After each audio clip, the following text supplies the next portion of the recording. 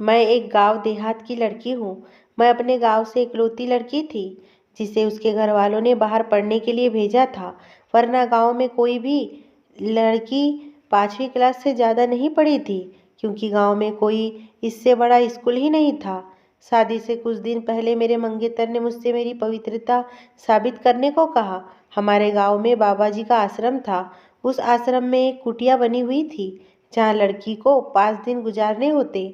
अगर लड़की कुंवारी नहीं होती तो वह गायब हो जाती, और अगर 7 दिन बाद सही सलामत वहाँ से वापस आ गई तो इसका मतलब वह कुंवारी है। मैंने बहुत मना किया कि मुझ पर यह जुल्म ना करे, लेकिन मुझे ज़बरदस्ती उनके आश्रम में ले जाकर बंद कर दिया गया। और एक दिन वह कुटिया में मैं सो रही थी। बीच रात में मेरे साथ जो हुआ, मेरी तो रूह कांप गई, क्योंकि वहाँ पर मेरे साथ घर पर शादी की तैयारियां जोर शोर से हो रही थी। मैं बहुत खुश थी। मेरे मंगेतर का नाम रोहित है और वह हमारे गांव के जमींदार के यहाँ नौकरी करता है। हमारा रिश्ता भी गांव के जमींदार ने ही करवाया है। वो बहुत धनी और भले आदमी है। मेरे दोस्त मुझे रोहित के नाम से छेड़ रही थी। मैं रोहित को पहले से नहीं जानती थी। वह मेरे पापा के दोस्त का बेटा था। मैं दुल्हन बनी अपने कमरे में बैठी थी जब बारात के आने पर शोर मेरे कानों तक आया तो मैं बहुत ज़्यादा खुश हो गई थी। मैं अपने गांव की सबसे होनहार और पढ़ी लिखी लड़की थी। सारे गांव में इंटर पास करने वाली पहली लड़की थी। मेरे पापा किसान थे, लेकिन मुझे पढ़ने का बहुत शौक था। 5 क्लास पढ़ने के बाद मैं अपने गांव में आगे नहीं पढ़ सकती थी, क्योंकि वहाँ पर स्कूल सिर्फ 5वीं क्लास तक ही था। इसलिए मैंने अपने पापा से बहुत जिद की कि मुझे आगे पढ़ने दे, लेकिन मेरे पापा बिल्कुल नहीं चाहते थे कि मैं आगे पढ़ाई करूं। लेकिन मैं भी कहाँ मानने वाली थी। मैंने अपने पापा को प्यार से समझाया। जब वो नहीं माने तब मैं उनसे नाराज हो गई और कई दिनों तक मैंने खाना भी नहीं खाया, जिससे उन्हें मेरी जिद के आगे झुकना ही पड़ा। लेकिन उन्हें इस बात का डर था कि कहीं मैं बदल ना जाऊं और बाहर जाकर बिगड़ ना जाऊं। उन्होंने यह भी सुन रखा था कि जब लड़कियां ज़्यादा पढ़ लिख जाती है तो वह किसी की नहीं सुनती, अपने माँ बाप तक की नहीं, और माँ बाप से बहस भी करती है। इसलिए मुझे आगे पढ़ने से रोक रहे थे। लेकिन मेरे पापा ने मेरे आगे यह शर्त रखी कि जहाँ वह चाहेंगे वहीं मेरी शादी होगी। मुझे तो सिर्फ आगे पढ़ना था, इसलिए मैंने उनके शर्त हंसी खुशी स्वीकार कर ली। गांव के पास कोई स्कूल नहीं था जहाँ मैं आगे की पढ़ाई कर सकती थी, इसलिए मुझे शहर भेज दिया गया और मैं वही हॉस्टल में रहती थी। 15 दिन के बाद गांव को आती थी। जब भी मैं घर वापस आती थी तो गांव के लोग मेरे पापा को ताने मारते थे। वह कहते थे कि यह तो इसे पढ़ा लिखा रहा है, आगे चलकर यही बेटी तेरी नाक कटवा देंगी, फिर तू कहाँ मुंह छुपाएगा। लेकिन पापा उनकी बातों को अनसुना कर दिया करते थे, क्योंकि उन्हें अपनी बेटी पर पूरा भरोसा था। जैसे ही मैंने इंटर की परीक्षा पास की और अपने गांव वापस लौटी, पापा ने मेरी शादी का फैसला आनन फानन में कर दिया था। जब मैं घर वापस आई तो पापा ने मुझसे कहा, सुहानी 2 हफ्ते बाद तुम्हारी शादी है। जैसे ही उन्होंने मुझसे कहा मैं एकदम दंग रह गई। लेकिन पापा ने मुझसे पढ़ाई के बदले यह वादा लिया था कि वह जहाँ कहेंगे मैं वहीं शादी करूँगी। फिर मैंने भी अपना वादा निभाया। खुशी खुशी शादी के लिए राजी हो गई और शादी को लेकर पापा से कोई सवाल नहीं किया। मेरी शादी किससे हो रही है, कौन है और कैसा है, कुछ भी नहीं पूछा। यहाँ तक कि मैंने रोहित को एक बार देखने को भी नहीं कहा। पापा को यह डर था कि मैं शादी के लिए मना करूँगी और वह बहुत बेचैन थे। लेकिन मेरी रजामंदी देखकर वह बहुत खुश हो गए। उनकी बेटी ने उनका भरोसा नहीं तोड़ा। मैंने भी शहर में पढ़ाई करते वक्त कभी भी किसी लड़के से दिल नहीं लगाया था। सिर्फ वहाँ मैं अपनी पढ़ाई पर ध्यान दिया करती थी, और ना ही मैंने कभी सोचा था कि मेरा जीवन साथी कैसा होना चाहिए। इसलिए मैं अपने घर वालों की खुशी में उनके साथ हंसी खुशी तैयार थी। मैं ये भी जानती थी कि मेरे मुंह से निकला एक भी शब्द मेरे पूरे खानदान की इज्जत मिट्टी में मिला सकता है और पूरे गांव में उनकी नाक कटा सकता है। लोग यही कहेंगे कि बेटी ने 4 क्लास क्या पढ़ लिया, माँ बाप के सामने जबान चलाने लगी। मैं अपनी शादी को लेकर बहुत खुश थी। जैसे जैसे शादी के दिन करीब आ रहे थे, मेरे पापा की बेचैनी बढ़ने लगी थी, क्योंकि गांव में सभी लोग मेरी पढ़ाई के खिलाफ थे और फिर मैं तो पढ़ाई के साथ साथ रहती भी हॉस्टल में ही थी। घर में इतनी दूर तो गांव वाले तरह तरह की बातें किया करते थे, लेकिन पापा मेरी खुशी के आगे सबको नज़रअंदाज कर दिया करते थे। मगर अब शादी नज़दीक थी तो पापा की बेचैनी बढ़ने लगी थी। लेकिन शादी से पहले मेरी मम्मी मेरे कमरे में आई और जो सवाल पूछा उसको सुनकर मैं दंग रह गई। फिर मुझे अपने पापा की बेचैनी की वजह पता चल गई। मैं सोच भी नहीं सकती थी कि मुझ पर ऐसा सवाल भी उठाया जाएगा। मम्मी मुझसे कहने लगी, 7 साल शहर के हॉस्टल में रहकर आई हो, बड़े स्कूल जाती थी, मुझे बता दो अपने बाप की इज्जत की अर्थी तो नहीं उठा कर आई हो। वह सबके सामने तुम्हारी पवित्रता साबित होने का इम्तहान है। अगर कुछ भी गलत हुआ है तो तेरे पापा और मैं तो जीते जी मर जाएंगे। यह कहकर मम्मी रोने लगी। मैंने अपना होश संभाला और मम्मी से कहा कि ऐसा कुछ भी नहीं है। मैं तो सबकी नज़रों से बचकर रहती थी, कभी बुरी संगत का असर अपने ऊपर नहीं पड़ने दिया। मैंने ऐसा कुछ भी नहीं किया कि आपकी इज्जत की अर्थी उठ जाए। लेकिन मेरी मम्मी मेरी बातों से संतुष्ट नहीं हुई, क्योंकि गांव के लोग उन पर मेरे चरित्र का सवाल उठा रहे थे। फिर वह कहने लगी कि रोहित कहते हैं कि शादी से पहले सुहानी को अपने कुंवारे होने का सबूत मुझे देना होगा, तभी शादी होगी। यह सुनकर तो मैं हैरत में पड़ गई।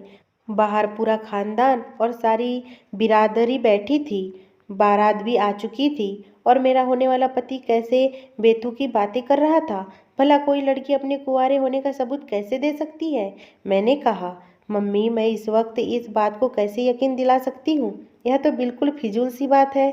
वह कहने लगी कि रोहित कहता है कि शहर के हॉस्टल में रहकर पढ़ने वाली लड़कियां बद किरदार होती है, इसलिए मैं उससे शादी तब तक नहीं करूँगा जब तक वह अपनी पवित्रता का सबूत मुझे ना दे दे।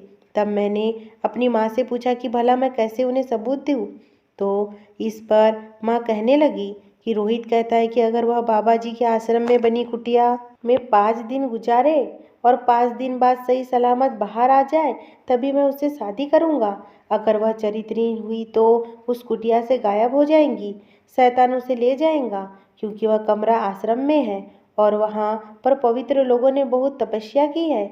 इसलिए जब भी किसी लड़की पर शक हो जाता तो उसे उसी कुटिया में बंद कर देते। उस लड़की को 5 दिन वहीं पर गुजारने पड़ते थे। मैं पढ़ी लिखी थी, इसलिए आश्रम वाली कहानी मेरे समझ में नहीं आ रही थी। आखिर ऐसा कैसे हो सकता है कि एक बंद कमरा लड़की के किरदार का फैसला करे? हमारे गांव में जिस लड़की के किरदार पर शक होता उसे उस कमरे में बंद कर दिया जाता था। अगर वो 5 दिन बाद कमरे से बाहर आ जाती तो उसे पाक समझा जाता था और अगर गायब हो जाती तो उसे चरित्रहीन समझा जाता। यह कहा जाता है कि शैतान उसे अपने साथ ले गया। मैं यह सोच रही थी कि आजकल के दौर में गांव के लोग किसी लड़की के चरित्रहीन और पवित्र होने का अंदाजा इस तरह की बेसिर पैर की बातों से कैसे लगा सकते हैं। मैं भला क्यों किसी जंगल में बने आश्रम के एक छोटे से कमरे में बंद हो जाती है, वहाँ कैसे सारा दिन गुजारती? मेरी बात बिल्कुल भी समझ में नहीं आ रही थी, क्योंकि अपने पवित्र होने का तो मुझसे बेहतर कोई नहीं जान सकता था। मेरे मम्मी पापा और गांव वाले और पंचायत के लोग भी वहाँ पर मौजूद थे। मैंने कहा कि मुझे ऐसी कोई बात मंजूर नहीं है। मेरी बात सुनकर मेरी होने वाली सास भड़क उठी और कहने लगी, इसका मतलब इस लड़की के दिल में चोर है, तभी इस बात से मना कर रही है। अगर इसने बात नहीं मानी तो हम बारात वापस ले जाएंगे। मेरे पापा यह सुनकर लड़की वालों के सामने हाथ जोड़ने लगे कि बारात वापस लेकर ना जाए। मेरी मम्मी मेरे पास आ गई और कहने लगी, तुम क्यों जिद कर रही हो? अगर तुम पवित्र हो तो उनकी बात क्यों नहीं मानती? मेरे मम्मी पापा बुरी तरह से रो रहे थे। मैंने अपनी होने वाली सास से कहा कि अगर आप लोगों को यकीन नहीं है तो किसी हॉस्पिटल लेकर मेरा मेडिकल चेकअप करवा ले, आपको यकीन आ जाएगा। अब तो तरक्की हो चुकी है, डॉक्टर आपको सब कुछ सच सच बता देगा। भगवान के लिए इस बेबुनियाद की रस्म पर यकीन न करें और बेकसूर लड़कियों को ऐसे वीराने में कैद न किया जाए। मगर किसी ने भी मेरी एक न सुनी। पापा मेरे किसी बेजान लाश की तरह हो गए थे। मम्मी का भी रो रो कर बुरा हाल था, जैसे मैं सचमुच अपना मुंह काला करा कर आई हूँ। मुझ पर लोगों ने बहुत इल्ज़ाम लगाए। मेरे पापा से कहने लगे, तुझे समझाया था ना कि बेटी को बाहर पढ़ने मत भेज, अब अंजाम देख ले। लेकिन तुमने किसी की ना सुनी। अब देख ले अपनी इज्जत उछलते हुए। मैं अपने पापा के सामने बैठकर रोती बिलखती रही। पापा, मैंने ऐसा कुछ भी नहीं किया है। बेशक मेरा मेडिकल चेकअप करवा लीजिए, मगर सब लोगों को तो बस उसी आश्रम पर यकीन था जिसके झूठे होने की कसम मैं खा सकती थी। भला मेरे बारे में मुझसे बेहतर और कोई कैसे जान सकता है? मेरा बार बार सबके सामने वहाँ जाने से मना करना मेरा चरित्रहीन होना साबित कर रहा था, और मेरा वहाँ जाना ही सबको यकीन दिला सकता था। लेकिन ऐसा किसी आश्रम के कमरे में मैं अपने आप को 5 दिन के लिए बंद कैसे कर सकती थी, जहाँ कोई आता जाता भी नहीं था। लेकिन अपने माँ बाप के आंसू देखकर मैं भी बेबस हो गई। फिर मेरा फैसला करने पंचायत बैठी। पंचायत ने मेरे लिए यह फैसला किया कि मुझे जंगल में 5 दिन रहना पड़ेगा। पंचायत ने भी मेरी एक ना सुनी। मैंने भी अपने माँ बाप के खातिर उनका यह फैसला कबूल कर लिया और सिंपल से कपड़े पहन लिए और जाने के लिए तैयार हो गई। लेकिन मुझे बहुत अफसोस हो रहा था कि रोहित ऐसी झूठी और जा हिलाना और घटिया सोच रखता है। मुझे उसकी सोच पर तरस आ रहा था। फिर मैं कुछ गांव के बड़े लोगों और अपने पापा के साथ वहां के लिए चल पड़ी, और उस छोटे से कमरे में मुझे बंद कर दिया, जहां कहीं से रोशनी की एक किरण भी नजर नहीं आ रही थी। उस कमरे में बस एक चारपाई थी, जिस पर मैं बेबसी से लेटी हुई आंसू बहा रही थी। ना जाने कैसी अंधेरी नगरी थी। बचपन से मैं इस रिवाज को होते हुए देख रही थी। जंगल के बीचों बीच आश्रम के कोने में एक कमरा बना हुआ था, जहां मासूम लड़कियों को कैद कर दिया जाता था, और 5 दिन के खाने पीने का सारा सामान वहां रख दिया जाता था, क्योंकि कमरे के बाहर ताला डाल दिया जाता था और 5 दिन से पहले वहां कोई आता जाता नहीं था। मुझे नहीं पता था कि रोहित को मुझ पर शक क्यों हुआ था। कमरे बिल्कुल बंद था, वहाँ एक लाइट तक मौजूद नहीं था, इससे टाइम का पता चल सके। बस एक पंखा चल रहा था। जंगल के पास बिल्कुल सुनसान जगह थी, जहाँ जंगली जानवर आकर दरवाज़ा तोड़कर मुझ पर किसी भी वक्त हमला कर सकते थे। इसी डर ने मेरे दिल को दहला कर रख दिया था। मैं चारपाई पर बैठ गई, लेकिन कमरे का दरवाज़ा लोहे का था। मुझ जैसी दुबली पतली लड़की उसे खोल नहीं सकती थी। मैंने खाने की टोकरी से कपड़ा हटाया तो उसमें बस थोड़े से फल के सिवा और कुछ भी नहीं था। कमरे में पंखे का कोई बटन मौजूद नहीं था और ना ही कोई बल्ब लगाया गया था। वहाँ एक बाथरूम था, जिसमें भी अंधेरा था।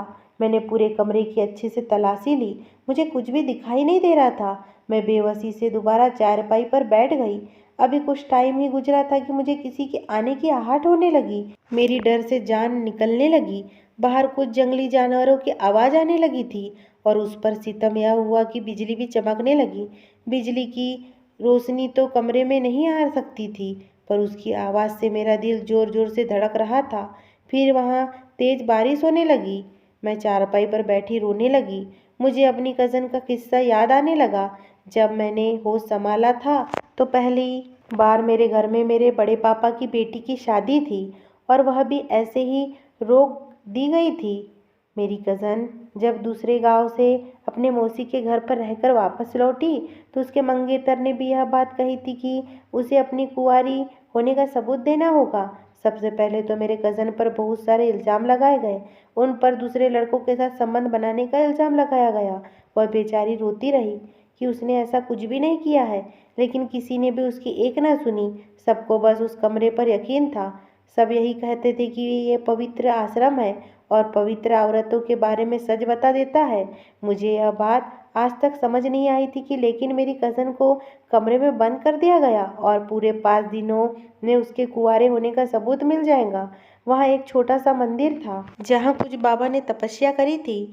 पूरे गांव में किसी ने भी उनको कभी नहीं देखा था। सब कहते थे कि सुना है यह बहुत बड़े बाबा रहा करते थे। इस कुटिया में और औरत के बारे में सब कुछ सच सच बता दिया करते थे। यह आश्रम इस कुटिया के पास गांव के जमींदार ने बनवाया था। 5 दिन पूरे होने के बाद जब मेरी कज़न कमरे से बाहर निकली तो उसका रंग पीला पड़ चुका था। हालांकि वह बहुत खूबसूरत थी, कमजोरी की वजह से वह ठीक से चल भी नहीं पा रही थी। उसने अपने मुंह से एक शब्द भी नहीं बोला। फिर शादी की तारीख तय कर दी गई, मगर शादी से कुछ दिन पहले वह मर गई थी। मरते वक्त उनका चेहरा बिल्कुल नीला पड़ चुका था। पूरा गांव कह रहा था कि उसने जहर खा लिया है। मैं उस वक्त सिर्फ 10 साल की थी। मुझे अपनी कज़न से बहुत ज़्यादा लगाव था। उनके मरने पर भी मैं बहुत रोई थी। आज मेरे साथ वही सब दोहराया जा रहा था। यह सब सोच सोच कर मैं परेशान हो रही थी, लेकिन रोने से कोई फ़ायदा नहीं है। मैं भगवान से प्रार्थना करने बैठ गई, शायद मेरी कुछ मदद हो जाए। तो वॉशरूम में चली गई। अभी हाथ ही धो रही थी कि वॉशरूम के अंदर से खिड़की खुली। मुझे बड़ी हैरानी हुई। जब कमरे में कोई खिड़की मौजूद ही नहीं थी तो वॉशरूम में खिड़की कैसे हो सकती है। लेकिन जैसे मैंने उस खिड़की से बाहर आने वाला हाथ को देखा तो मेरी तो जान ही निकल गई। खिड़की पर एक मर्दाना हाथ देखकर मैं डर से पीली पड़ चुकी थी। मैं जल्दी से बाहर निकल गई, दरवाज़ा बंद करके कुंडी लगा दी। फिर सोचने लगी कि यह क्या माजरा है। इस कमरे के आसपास तो कोई आता जाता ही नहीं। फिर जब कमरे में कोई खिड़की नहीं है तो वॉशरूम में कोई खिड़की कैसे हो सकती है। देखने पर वहाँ भी दीवार ही नज़र आती है। फिर ये लड़की कहाँ से आ गई। जब मैं वहाँ से बाहर निकली और दरवाज़ा बंद कर दिया, कुछ देर तक वहाँ से दरवाज़ा पीटने की आवाज़ आती रही। उस टाइम मेरे हाथ और पैर डर से काँप रहे थे। मुझे लग रहा था कि मेरा भी हार्ट फेल हो जाएगा। लेकिन वॉशरूम का दरवाज़ा भी लोहे का था। वह इतनी आसानी से खुलने वाला नहीं था। मैं डर के मारे कमरे में एक कोने में बैठ गई। दरवाज़ा नहीं खुला। मुझे किसी की आवाज़ सुनाई नहीं दी। बस दरवाज़ा ही ठक ठक हुआ जा रहा था। कुछ देर बाद आवाज़ आना बंद हो गई। वह कौन था? क्या कोई वनमानुष था? क्योंकि उसके हाथ पर बेतहाशा बाल थे। एक वनमानुष सोचकर ही मेरी जान निकलने लगी। मैं जंगल के एक कमरे में थी। यहाँ खतरनाक जानवरों का होना कोई बड़ी बात नहीं थी, लेकिन नींद भी ऐसी चीज़ है जो हर हाल में आ ही जाती है। रोते रोते कब मेरी आँख लग गई और सुबह उठकर जब मुझे रात का ख्याल आया तो फिर मैं फिर से डरने लगी। पूरे दिन डरते डरते निकल गया। भूख से जब मैं बेहोश होने लगी तब मैंने थोड़े से फल खाए। फिर मैंने हिम्मत की और वॉशरूम में गई। मैं हैरत में पड़ गई थी कि वहाँ पर तो कोई खिड़की ही नहीं है, बस एक दीवार थी। मैं इस कदर घबराई हुई थी कि मैं जल्दी से वापस कमरे में आ गई। मैं सोचती रही कि खिड़की कहाँ चली गई है। रात को तो यहाँ से हाथ आया था। रात को फिर से दरवाज़ा बजने लगा और मैं फिर से चौंक उठी कि कोई भी अंदर कैसे आ सकता है। यह क्या माजरा है और यहाँ कौन था जो रात को वॉशरूम में आकर कमरे का दरवाज़ा बजाने लगता था, जैसे दरवाज़ा तोड़ ही देगा। लेकिन दरवाज़ा बहुत मजबूत था, आसानी से खुलने वाला नहीं था। मैंने दरवाज़ा नहीं खोला और ना ही कोई आवाज़ की, जैसे मैं कमरे में मौजूद ही नहीं। मेरे यहाँ पर दूसरी रात थी। आधी रात को ना जाने कौन आकर दरवाज़ा पीटता था। पूरे दिन वहाँ से कोई आवाज़ नहीं आती थी। उसकी अगली सुबह मैंने सोच लिया था कि वॉशरूम में जाकर अच्छे से जांच पड़ताल करूंगी।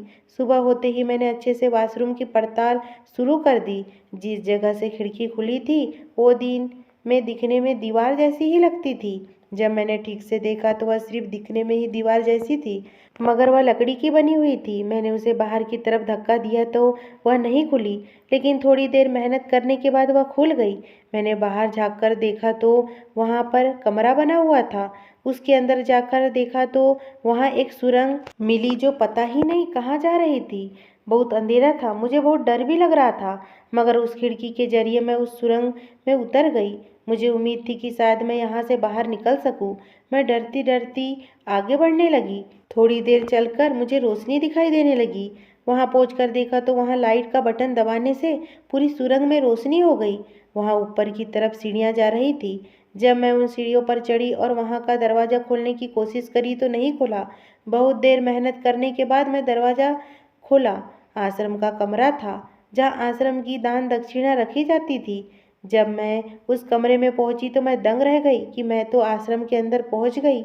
उस कमरे में कोई भी मौजूद नहीं था। मैं भी वहां पहुंचने तक बहुत थक गई थी। मैं हैरान थी कि ऐसा कैसे हो सकता है। उस कुटिया से आश्रम तक की सुरंग क्यों बनाई गई और किसने बनाई है। उस कमरे का दरवाज़ा बंद था, वहाँ ताला लगा हुआ था। उस कमरे के बाहर भी कोई नहीं आ सकता था। उस कुटिया से आश्रम तक की सुरंग क्यों बनाई गई है और किसने बनाई। उस कमरे का दरवाज़ा बंद था, वहाँ ताला लगा हुआ था। उस कमरे के बाहर भी कोई नहीं आ सकता था कि वहाँ सारा दान रखा जाता था। इसलिए मैं किसी की मदद के लिए नहीं बुला सकी। लेकिन फिर मैंने सोचा कि अगर किसी ने मुझे इस कुटिया के बाहर देख लिया तो मेरे माँ बाप को बातें सुना सुना कर ही मार डालेगा। फिर मुझे किसी के आने की आहट महसूस हुई।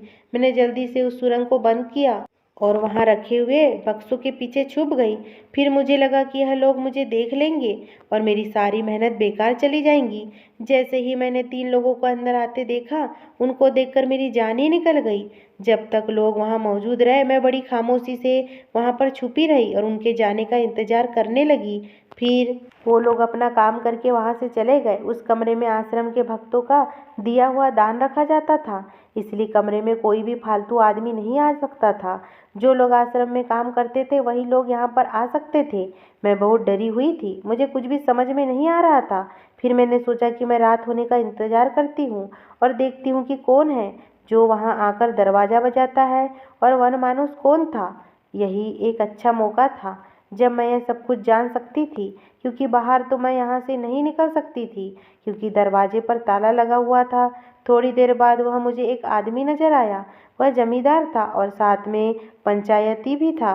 वह बहुत नरम दिल वाला आदमी था, लोगों की मदद करता रहता था, यहाँ तक कि गांव के घरों में जाकर जरूरतमंदों को चुपचाप पैसे की मदद करता था। किसी लड़की की शादी हो तो शादी का पूरा खर्चा खुद ही कर देता था कि यह सब मेरी भी बेटियां हैं। इसलिए गांव की कोई भी लड़की उनसे पर्दा नहीं करती थी, क्योंकि वह हमारे दादाजी की उम्र के थे। पूरे गांव में उनकी बहुत इज्जत थी। पूरे गांव के लोग उन्हें अपना माई बाप मानने लगे थे।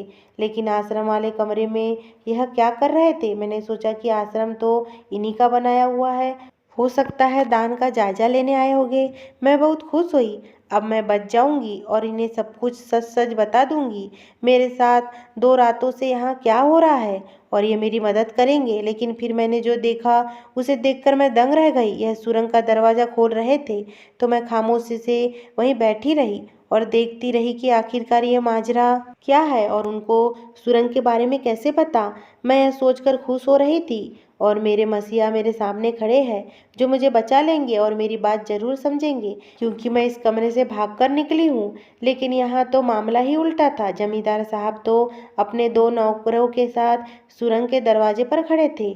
उनके नौकर ने वनमानुस के कपड़े पहने, फिर दूसरे ने दरवाज़ा खोला और फिर वह सुरंग में चले गए और यह कहते हुए गए कि अगर आज इस लड़की ने दरवाज़ा नहीं खोला तो दरवाजे को तोड़ देना। यह सुनकर मेरे होश उड़ गए। इंसानी रूप में किसी दरिंदे से कम नहीं था। मेरा दिल घबरा रहा था कि मुझे कमरे में ना पाकर वो समझ जाएंगे कि मैं यहाँ से भाग निकली हूँ। अगर इन लोगों ने मुझे ढूंढ लिया तो मुझे जिंदा नहीं छोड़ेंगे। मुझे जल्द से जल्द इस कमरे से निकलना था, मगर कैसे? जैसे ही वो तीनों अंदर चले गए, मैं बिना सोचे समझे उस दरवाजे से निकली और दरवाजे को ताला लगा दिया और चाबी भी अपने साथ ही रख ली और सबकी नज़रों से बचते हुए आश्रम की दीवार से कूदकर बाहर निकली। जहाँ की मिट्टी गीली थी, इसलिए मुझे चोट नहीं आई। वहाँ से निकलती ही मैं बस अंधाधुंध भाग रही थी। मैं नहीं जानती थी कि मेरा क्या अंजाम होगा, मगर मुझे बस अपनी इज्जत बचानी थी। गाँव वालों के सामने उस आश्रम की सच्चाई भी खोलनी थी, जिससे लोगों की गलत आस्था और रिवाज जुड़े हुए थे। मेरी कज़न के साथ क्या हुआ होगा? अब यह सच्चाई मुझ पर खुल चुकी थी। वह क्यों मर गई थी? यकीनन जहर खाकर अपनी जान इसलिए ही दी होगी कि इस आदमी ने उसको अपनी दरिंदगी का शिकार बनाया होगा। मैं भी अपनी कज़न की तरह ही खूबसूरत थी। मेरे दिल में इस जमींदार के लिए बहुत इज्जत थी। मैं इसकी अपने दादा जैसी इज्जत करती थी, इसलिए इसका गलत इरादा नहीं समझ सकी। यह सारा खेल इस जमींदार का रचाया हुआ था। क्योंकि रोहित इसी के पास नौकरी करता था, इसलिए उसके दिमाग में भी यह शक का बीज इसी ने डाला होगा। भोले भाले गाँव वालों को बेवकूफ़ बनाकर उनकी खूबसूरत लड़कियों को ऐसे ही आश्रम में जाने पर मजबूर कर देता था, क्योंकि मेरी शादी पर आखिरी फैसला पंचायत में इसी जमींदार का था। मुझे इस आश्रम में बंद किया जाए। यह दिन मैं गांव के लोगों के सामने उनका हमदर्द बना रहता और उनके घरों में आता जाता रहता, ताकि उनकी बेटियों को देख सके। उनमें से जो इसे अच्छी लगती उस पर इल्ज़ाम लगाकर इस कमरे में बंद करके अपनी हवस का शिकार बनाता और अपनी गंदी हवस पूरी करता। मुझे नहीं मालूम था कि मैं किस तरफ जा रही हूँ, लेकिन मैं भाग भाग कर थक चुकी थी कि अचानक से एक मोटरसाइकिल की चमक मेरी आंखों में पड़ी। उसे देखकर मैं बहुत डर गई थी। मोटरसाइकिल मेरे सामने रुकी तो मैं गिरकर बेहोश हो गई। जब मुझे होश आया तो मैं अपने बड़े पापा के घर पर थी। जो आदमी मेरे सामने था वह मेरे पापा का बड़ा भाई था। उन्हें देखकर मुझे थोड़ी राहत मिली। मैं बहुत रो रही थी। मेरी तो हिचकियाँ भी बंद नहीं हो रही थी। उन्होंने मुझे पानी पिलाया और फिर पूछा कि बेटी, तुम यहाँ कैसे पहुँची? तुम तो आश्रम में थी। चलो मैं तुम्हें वापस खामोशी से वहाँ पर पहुँचा कर आता हूँ। किसी को पता नहीं चलेगा कि तू बाहर निकली थी और तेरे बाप की इज्जत बच जाएगी। लेकिन मैं बहुत रोने लगी और डरते डरते वहाँ मेरे साथ क्या हुआ उन्हें सारी बात बताने लगी और सुरंग के जरिए कैसे उस कुटिया से बाहर निकली, सब कुछ मैंने उन्हें बताया। यह सब जमींदार ने मेरे साथ गलत काम करने के लिए किया है। पहले तो उन्होंने मुझ पर यकीन नहीं किया, फिर मैंने उन्हें बताया कि दीदी के साथ भी उसने गलत काम किया था, तभी दीदी ने भी जहर खाकर अपनी जान दे दी। वो उन्हीं की बेटी थी जिसके साथ ये सब कुछ हुआ था। तब वो बहुत ज़्यादा रोने लगे। फिर उन्होंने कहा कि मेरी बेटी के साथ इस दरिंदे ने क्या कुछ नहीं किया होगा जो उसने अपनी जान दे दी। हम तो इसको अपने माई बाप समझते थे और यह हमारी ही बेटियों पर बुरी नज़र रखता था। अब मैं तेरे साथ कुछ गलत होने नहीं दूंगा। तू यहीं पर छुपी रहना और किसी को भी अपने यहाँ पर होने का पता मत चलने देना।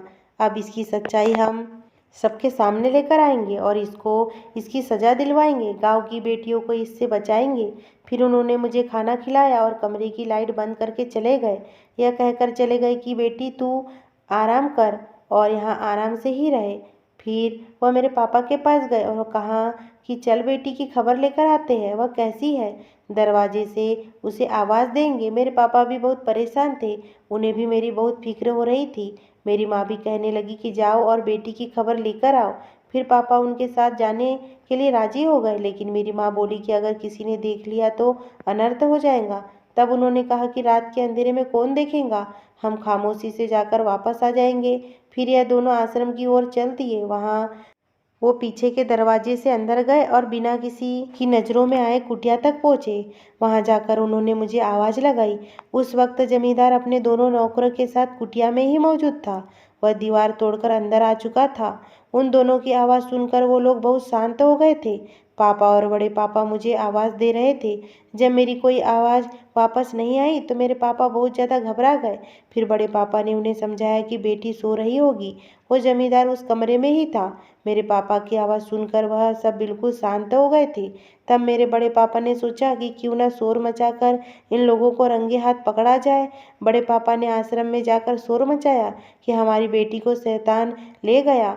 उनका शोर सुनकर आश्रम के सभी लोग इकट्ठा हो गए और मेरे पापा से कहने लगे कि देखा बेटी को बाहर भेजने का नतीजा। मेरे पापा रो रहे थे कि मेरी बेटी की कोई आवाज़ नहीं आ रही है। भगवान के वास्ते दरवाजे को खोलो और देखो कि मेरी बेटी का क्या हाल है। सब लोगों ने दरवाज़ा ज़ोर ज़ोर से पीटा। जब उन्हें मेरी कोई आवाज़ नहीं आई तो उन लोगों ने दरवाज़ा खोला तो वहाँ टूटी हुई दीवार देखी। जमींदार पहले से ही वहाँ से निकल चुका था, लेकिन बूढ़ा होने की वजह से वह पूरी तरह से उस सुरंग को पार नहीं कर पाया। और जब लोगों ने उस सुरंग में उसे देखा तो वह सब हैरान रह गए। भला यह क्या मामला है और आप यहाँ क्या कर रहे हो? यह दीवार तो टूटी है। बहुत सारे सवाल करने लगे। उन सवालों का उनके पास कोई जवाब नहीं था। उनके नौकर को वनमानुष के कपड़ों में देखकर लोग समझ गए कि ये कोई शैतान नहीं है, बल्कि ये जमींदार लड़कियों को यहाँ से उठा लेता है। फिर वहाँ पुलिस को बुलाकर पूरे मामले की जांच कराई और जमींदार को पुलिस के हवाले किया और उसे सब पूछने लगी कि वह लड़की कहाँ है और उसे मुझे अगवा करने के जुर्म में अंदर करवा दिया। सब लोग समझ रहे थे कि उसने मुझे कत्ल करके कहीं छुपा दिया है। मेरे पापा का तो रो रो कर बुरा हाल हो गया था कि उनकी बच्ची कहाँ गई थी। बड़े पापा ने उन्हें बताया कि वह घर पर है और बिल्कुल ठीक है। तब सब लोग भागे दौड़े घर पहुँचे और मुझे सही सलामत देखकर उनकी जान में जान आई और मुझसे पूरी जानकारी ली। तब तक रोहित भी घर पर पहुँच चुका था और उसने अपने बर्ताव को लेकर मुझसे और मेरे घर वालों से माफ़ी मांगी और उसने बताया कि मेरे अपवित्र होने वाली बात जमींदार ने उसके दिमाग में डाली और यहाँ रिश्ता करने के लिए भी जमींदार ने ही कहा था और उसके माँ बाप के दिमाग में ये शक का बीज उसी ने डाला था। फिर वह मुझसे माफ़ी मांगने लगा और मेरे माँ बाप से भी और फिर पूरे गांव ने यह तय किया कि अब से किसी भी लड़की को ऐसे किसी भी आश्रम में नहीं भेजा जाएगा। हमें अपनी लड़कियों पर भरोसा करना चाहिए, न कि किसी और के कहने पर। जमींदार गांव की बहुत सी लड़कियों को अपनी हवस का शिकार बना चुका था। एक एक करके सभी लड़कियों ने बयान दिया जिनके साथ वो ये सब कुछ कर चुका था। अपने नौकर को वनमानुष बनाकर कुटिया में भेजता और लड़की को नशीली दवा खिलाता, जिससे उसके साथ यह सब किसने किया उसको पता न चले और जमींदार की इज्जत गांव में बनी रहे। जो लड़कियां उसके काबू में नहीं आती थी, वो 5 दिन पूरे होने से पहले ही उन्हें मार दिया करता था और उन्हें आश्रम में ही कहीं दफना दिया करता था। पुलिस ने पूरे आश्रम की अच्छे से तलाशी ली तो वहां से बहुत से कंकाल निकले। सारे गांव वाले रो रहे थे कि उन्होंने अपने बच्चों के साथ कितना अनर्थ किया है। पूरे आश्रम को तोड़ दिया गया ताकि यह सब दोबारा ना हो सके। मेरे घर वालों ने रोहित को माफ़ कर दिया, मैंने भी उसे माफ़ कर दिया। हमारी शादी की तारीख रख दी गई और हमारी शादी बड़े धूमधाम से हुई। उसने मुझे शादी का यह तोहफा दिया कि मैं आगे जितना चाहूँ उतना पढ़ सकती हूँ। उसने अपना वादा निभाया और मुझे एक डॉक्टर बनाया और मेरे लिए छोटा सा अस्पताल भी गांव में ही खुलवा दिया।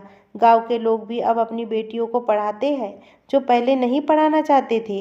अब गांव में उन्हें पढ़ने की कोई रोक टोक नहीं थी। रोहित और मैं हम दोनों बहुत खुशी खुशी से रहते हैं। उसने भी अपनी आगे की पढ़ाई पूरी करी और वो भी एक बड़ा वकील बना और जमींदार का केस भी उसी ने लड़ा और उन्हें सजा दिलवाई। अगर ये स्टोरी आपको पसंद आई हो दोस्तों तो प्लीज़, और चैनल में नए हो तो प्लीज़ मेरे चैनल को सब्सक्राइब करना बिल्कुल ना भूलें।